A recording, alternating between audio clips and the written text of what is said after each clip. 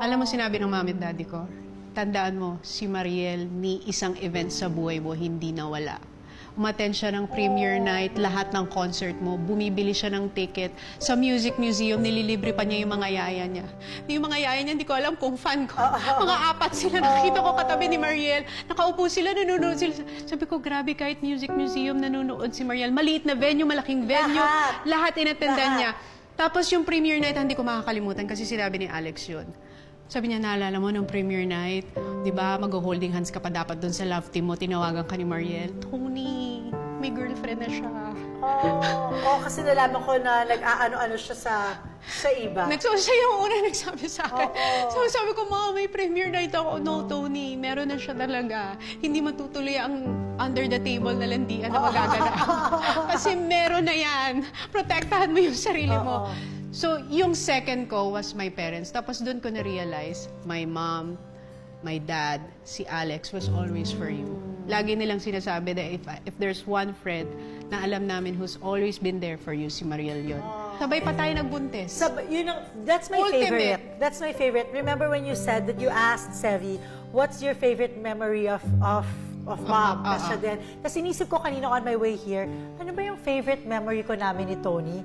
Then I realized it was that, na gano'ng kagrabe yung friendship natin na sabay tayo nagbuntis. Imagine that. May picture pa tayong dalawa na buntis. Yes, marami tayong picture na. Sabay din tayo nag-leave. Sabay tayo nag-leave.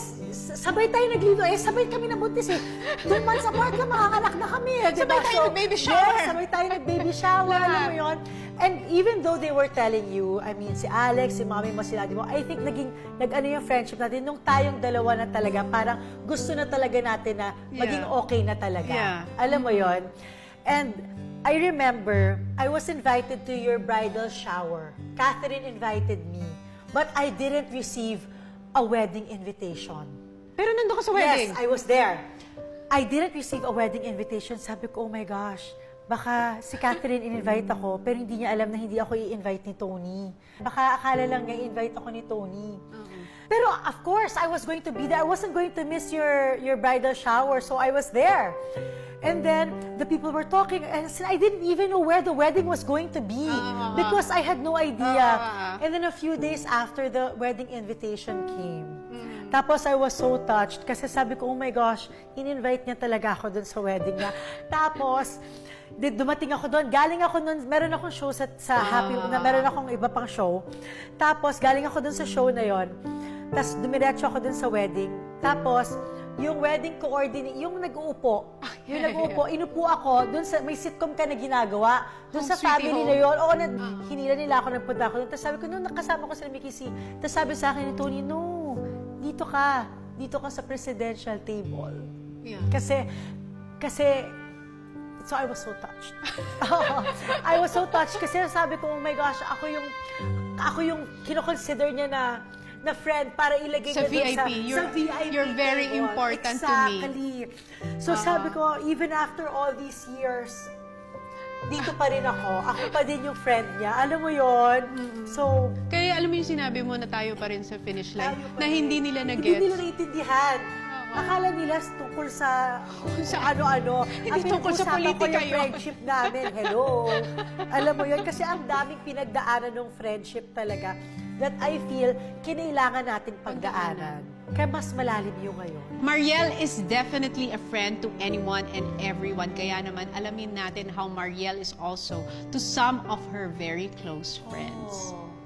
We were classmates Oh my God, when no she way. started going to Zubel. Wow. New student, ganyan, very bibo. And then, siya si hindi mo siya Ingrid ko. lalapitan. Kasi syempre, ano siya eh, new girl. English, speaking ganyan, maganda, popular. Once you start talking to her, makikilala mo siya, and then you'll like her naman. And she's very likable. You like her naman. I actually Parang spent hindi ako masyado my likable first dun sa Christmas ano away yun. from my family with her family in the States. So parang that's yung first big adventure namin together. She's very thoughtful and she's very generous. Not just to her family, but also to us as her friends. She remembers the smallest things.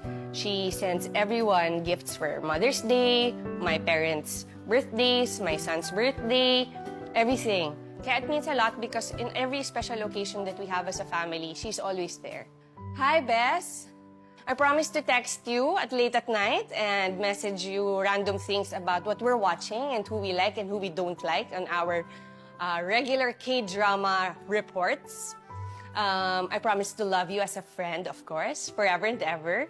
I first met Mariel in fourth year high school. How did you get there? First time ko siya naging classmate doon. Pero mas nakilala ko siya nung nag-college kami. Si Ma is one of the popular girls in our batch.